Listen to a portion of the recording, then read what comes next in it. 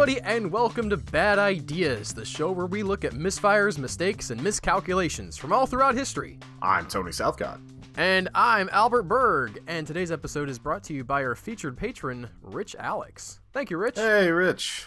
Today, I'm going to be talking about a topic that's one of those things that's just fun to say the title of, Tony. That's why I'm excited. Just to say it out loud.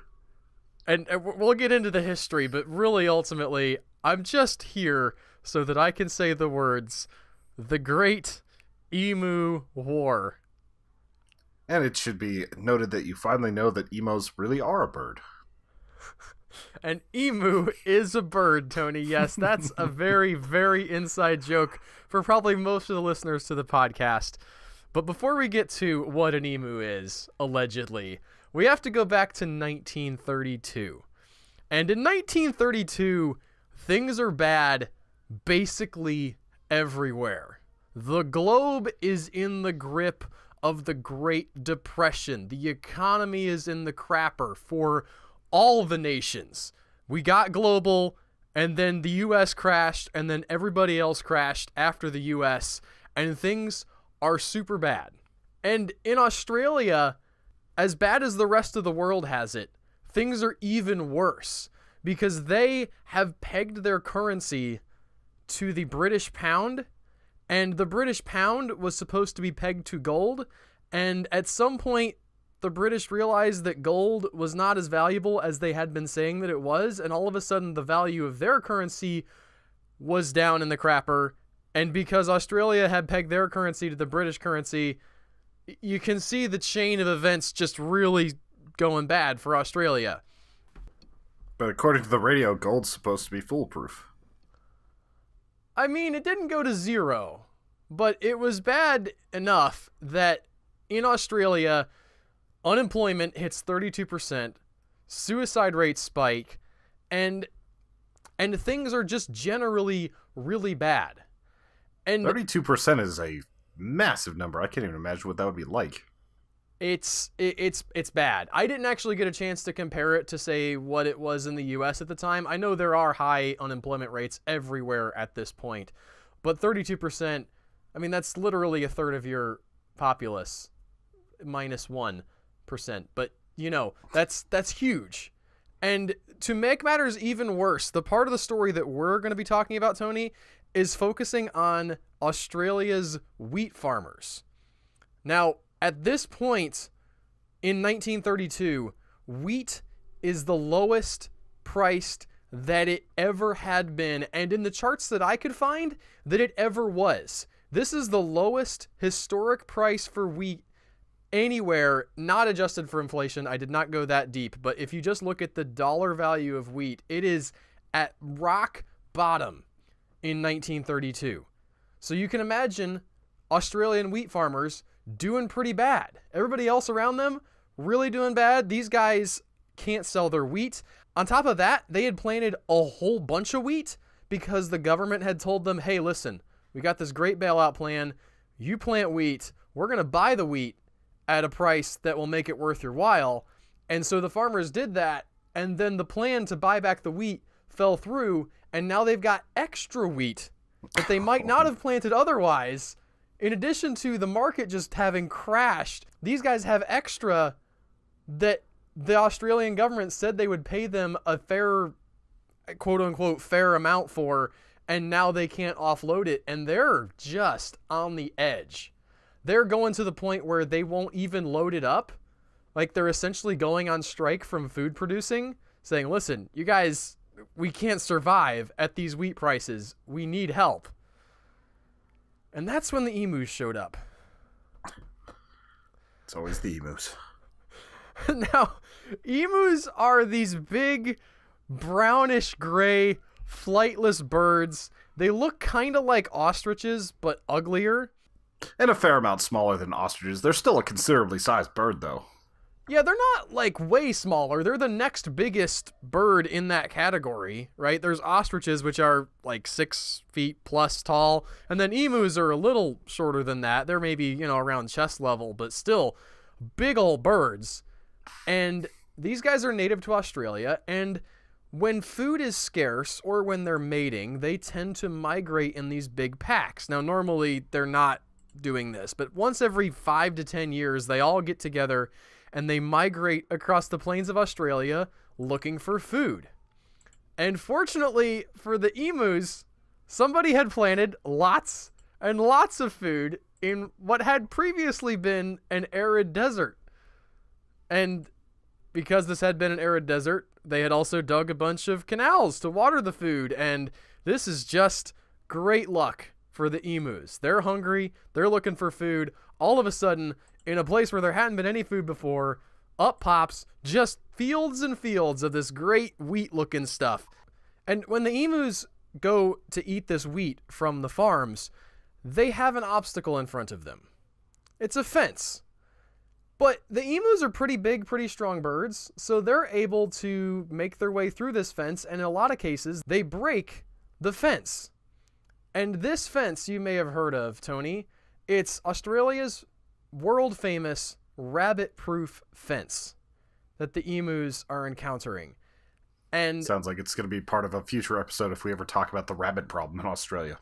It definitely is a whole other episode of Bad Ideas to talk about Australia's problems with rabbits.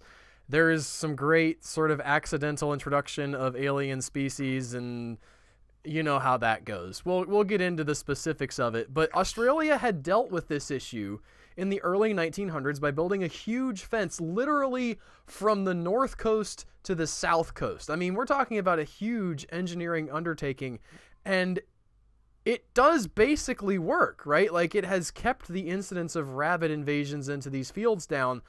And when the emus come and they break down these fences to get to the fields, not only are the emus eating the wheat, but after they've left, the rabbits come through the fences that the emus broke down and they start eating the wheat. So the Australian farmers are desperate in almost every way that you can imagine. And there is something about the Australian farmers that I have not mentioned yet. A key fact that's going to be important in understanding the story. A large majority of these farmers are World War I veterans. At the time, they would have been veterans of the Great War. We hadn't had World War II yet. But the Australian government, when these guys came home from the war, said, hey, listen, great job over there. We know it was rough. You went into one of, well, at that time, the worst war that human civilization has ever seen. We really appreciate that. Here's some farmland for you to grow stuff on. And it wasn't great farmland. As I mentioned, this is in the middle of a desert, so they do have to turn it into something that'll produce. But these guys are soldiers who have been home from the Great War, and when they see this emu problem coming, their first instinct is, we gotta shoot him. I can believe that. That's about the most believable thing I've ever heard about a farmer. But not just shoot them, Tony. You know, like your normal farmer, he's gonna go and get his rifle, maybe his bolt action, maybe he has a semi-automatic Remington, you know, and he's gonna pop out there with his 30-06 and take out whatever emus are eating his wheat. But these guys said, no. We've got an army of emus. There's thousands of these things out roaming around on the plains trying to eat our food, and we need the heavy artillery to take care of these guys. So, like howitzer cannons or something? Well, I said heavy artillery. Not quite. That's not exactly accurate. But if they're going to war, they should have got the real artillery out. They go to Minister of Defense George Pierce, and they say, hey, George, buddy, listen, you're in charge of the army. We used to be in the army, and we've got this problem. We want you to send some guys from the army to kill these emu invaders. And we have a suggestion. We remember when we were in World War I, there was this great machine gun called the Lewis gun. Now, the Lewis gun's a pretty cool gun. You should look up some videos of it on YouTube. It's not belt-fed, but it is a machine gun. It's got essentially a disc of bullets that you can place on top of it, and it rotates as the gun fires to feed the bullets into the machine gun. It was pretty effective for the British and the Australians in World War II, and these guys remember this, and they ask specifically for this gun to be sent out with some troops to fire it so that they can kill these masses of emus that are eating their crops. And George Pierce, Minister of Defense, says, okay, but listen, guys, I'm not paying for this. You guys can have some dudes from the military. We'll send them out there. You have to make sure they have a place to stay, and you have to pay for the rounds of ammo that they're going to use. And the farmers say, okay, fine, sure. We'll do that. It'll be like the glory days. We'll once again conquer our enemies. And so George Pierce sends out Major G.P.W. Meredith and two men, each of the two men armed with these Lewis machine guns. And they take the field against the emus. Now, they have to wait. They're planning to go in October. There's a lot of rain. The rain kind of suppresses the emus, keeps them scattered around, so you can't really get them in one group and try to mow them down like they're hoping to do. But on November 12th, 1932, they finally get their shot. There's a large group of emus near the place where they are, and they set up the Lewis guns on their tripods and open fire. Things do not go as well as they had hoped. I was waiting for this turn. Like, it had to be there. What happens? Well, it's almost anticlimactic, right? You've got these two guys with their big machine guns, and GPW Meredith standing behind them saying, all right, boys, go get them. And they're all set up, and there's a camera crew there, which, no, in answer to your question, I'm sure you're thinking, I was not able to find the original footage that they apparently shot of these guys waging this war on the emus. But they open fire, and the emus run away. Because of course they do. Yeah. It's just normal survival. You run away from the very, very loud noise that's blowing up your friends. I know that you're saying that, Tony, and I'm saying that, but these guys legitimately seemed surprised that the emus reacted in this way. They thought they would just stand there and get mowed down by their machine guns, and they end up killing maybe 12 out of they originally had a group of 50. Now, this was a small group, but it was sort of like this was their first encounter. These were the group of emus that they found, so they took what they could get. But they're really surprised by how fast these things run away. And not only that, but the ones that they hit don't go down. Like, there's emus that have bullets in them that just keep running, and it's not as effective as you would assume shooting machine guns at birds would be. Well, it's like whenever you take a machine gun and shoot into a crowd of zombies, it's not going to be as effective as you think because you should be taking better measured shots instead of just spray and pray. Maybe, but zombies are like magic fiction things. These are real birds that exist on planet Earth. Although, as I say that, I realize we're talking about Australia. Yeah, which may or may not exist according to the memes. Meredith had a quote about this. He said, quote, "If we had a military division with the bullet carrying capacity of these birds, it would face any army in the world." He's saying, we pumped so many rounds into these things and they just kept trucking. If we just had them to carry our bullets for us, we would be good. Just to face down the Germans or anybody. We got this with emus on our side.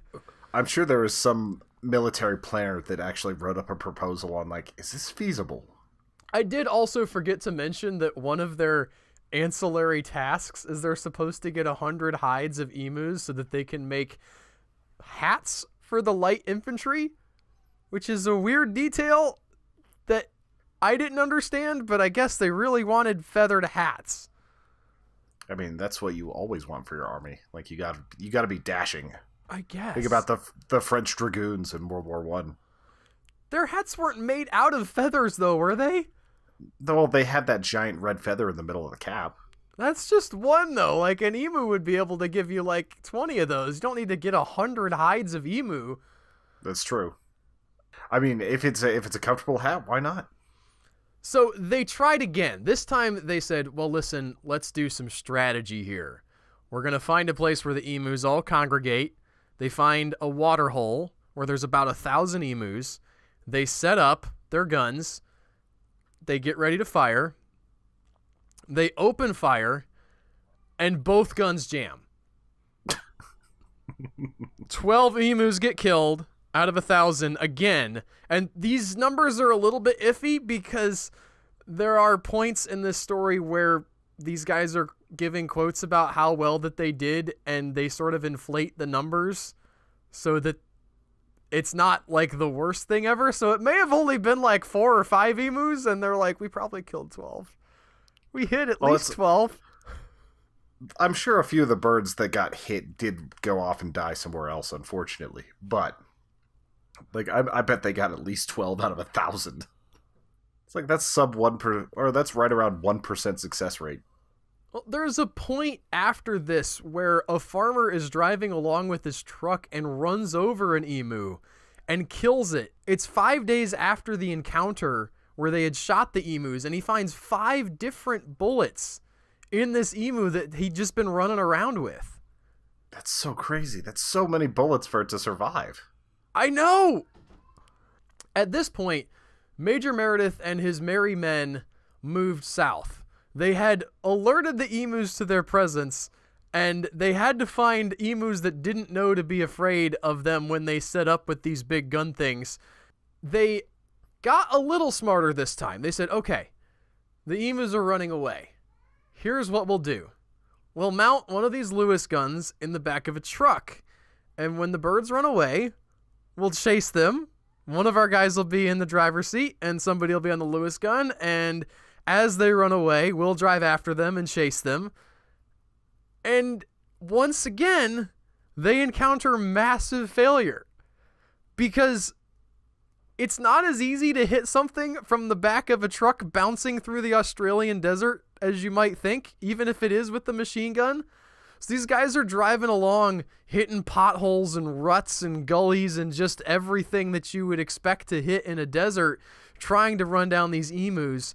The Lewis gun is bouncing all over the place. Shots are going wild. We already established that these guys run pretty fast and can take a shot without stopping. So even this doesn't work out. The truck and the machine gun fail to shoot any emus, and on top of that, after it fails to shoot the emus, the truck runs over an emu, which I guess they killed that one. Yeah, they got that one. But after it runs over the emu, it runs out of control and smashes into a fence and destroys the fence, which to me sounds like not a win. Yeah, that sounds like exactly what the emus were doing.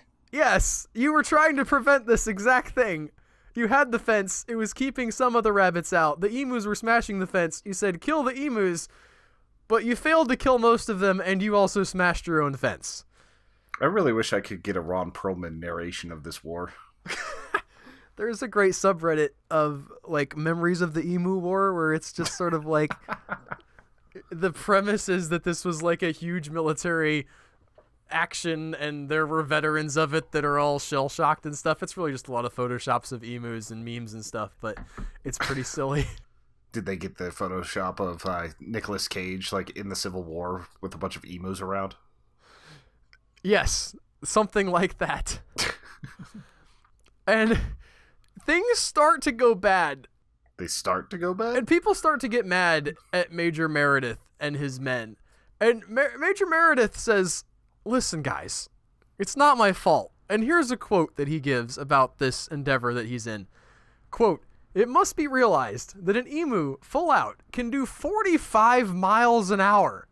Consequently, the target is, after the first burst, a very rapidly moving one and is only visible for a very short time. Moreover, the emu is an amazingly hard bird to kill outright and can carry mortal wounds up to the distance of a half a mile on actual observation. End quote. I have a new respect for emus and their toughness after this episode. Well, listen, when you're that ugly, you gotta be tough. I certainly wouldn't be going a half mile further after taking like 3 machine gun rounds to the belly. Yeah, well, the Australians were not as impressed as you were. There's a public backlash that starts to form And everybody gets mad at George Pierce. You remember earlier, he's the Minister of Defense who okayed this. And they're like, George Pierce, what are you doing? This is stupid. You got to pull your guys back from shooting at emus with machine guns. And George Pierce says, yeah, okay. No, we're definitely not going to shoot at emus with machine guns anymore. We're calling the operation off. That was a bad idea. That is not the end of the story, Tony. Did they get snipers? No. 2 days later, 2 days, the farmers come back to George Pierce, and they say, so, George Pierce, buddy, old pal, remember that emu problem? Remember those guys you sent out with the machine guns? Can we do that again? And remember that we're in Western Australia, and we are super mad at you because you said that you were going to buy our crops, and then you didn't, and we're in the middle of the Great Depression, and we survived like the worst meat grinder in human history, and maybe we're thinking about seceding from all of Australia, so, George, buddy, how about those machine guns? And George Pierce, under pressure from the farmers, does indeed send GPW Meredith and his machine gunners with their Lewis guns back out into the field. Now, this operation ends up having a little more success than the first attempt. It's not a complete wash. They kill about 1,000 birds, all told, in this next campaign. And the public backlash kind of dies down. They have this very short news cycle, which was surprising to me for 1932, but apparently everybody had their good laugh about how stupid this was and got mad at George Pierce and then sort of moved on, probably because they were all, really poor and nobody had a job. Yeah, so, they had other concerns. Yeah, maybe that's why the news cycle was short enough where George Pierce was able to get away with sending these guys back out. But even with 1,000 birds killed, you're only dealing with a small fraction of the emus. There were 20,000 estimated emus in Australia at this point, and they continued to be a problem. The thing about this emu war is it just didn't solve the problem at all. It wouldn't be until 20 years later that eventually they would fix this by fixing the rabbit-proof fence with additional emu supports so the emus couldn't get through and wreck the crops as well. It's like they're going to just have to keep adding invasive species fences. Soon it's going to be like elephants on there too. Hopefully they don't let elephants get wild in Australia, Tony. Tell me that's not happening. I don't think it's happening, but I could see it happening. So the problem kind of gets solved eventually. It's one of the least satisfying endings of a story that I can imagine. The emus eventually get dealt with. They don't...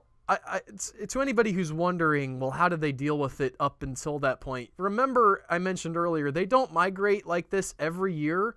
So they kind of move around and get to different places, and the farmers, no doubt, are out in their fields with their single-shot rifles, as they were with the guys with the Lewis guns. They were helping shoot at the emus on their own. They just didn't have the heavy artillery like the military did. But yeah, they just kind of muddle through until eventually things kind of get better. And really, even to this day, emus can be a pest on Australian farms. They do find ways to get over these fences. They are incredibly resilient birds, and they do continue to eat crops some of the time. See, I would have thought that the government, if they were spending that much on labor, I know they weren't paying for the bullets, but if they would have used that money and created like a farmer bounty program where the farmers could bring in like a foot from every one of the ones they kill. They do end up doing that as well. There is also a bounty program that comes up. I would push back a little bit on the idea that the cost of this was really high. You got to think Australia has some semblance of a standing army. There is the argument that could be made to say, listen, our guys are training and, sort of drilling and doing stuff anyway. Why not send some people out for a few days? Again, it's only 3 people. It's the major and 2 guys with him with their Lewis guns. So we're not talking about a huge operation. These guys at least get some actual experience running these weapons and trying to outsmart an opponent. It's not a human opponent. I could think of worse ways to spend a weekend in Australia than riding in the back of a truck firing a machine gun. Yes, I can as well. I can think of a lot of worse things in Australia, Tony. There's so many bad Australia ideas. Yeah, so many. It's like they had to add the spider fences, too, for those like giant ones that murder people. I'm really actually excited to get back to the rabbits in a future episode. I don't know when that will be, but that is definitely on the list. And speaking of the list, I do want to thank our two friends, Griffin from Twitter and my friend in real life, Brantley, who discussed this and brought it to my attention again. I have read pieces of this on the internet before, but they reminded me of what a great story this was, and they were the inspiration for this bad idea. If you guys have bad ideas that you would like us to cover, you can send them into badideasshow@gmail.com. Or if you're on YouTube, you can make a comment. Our YouTube videos are a good way to interact with us because they have that sort of interactivity, which is pretty cool. And if you're at Human Echoes on pretty much every platform. Yes. Also, speaking of Human Echoes, we are part of Human Echoes, and if you go to patreon.com/Human Echoes, you can help support us and the other things that we do with them. We appreciate everybody who does support us already. Thank you guys so much. We will see you guys next week with another bad idea. Bye. Bye.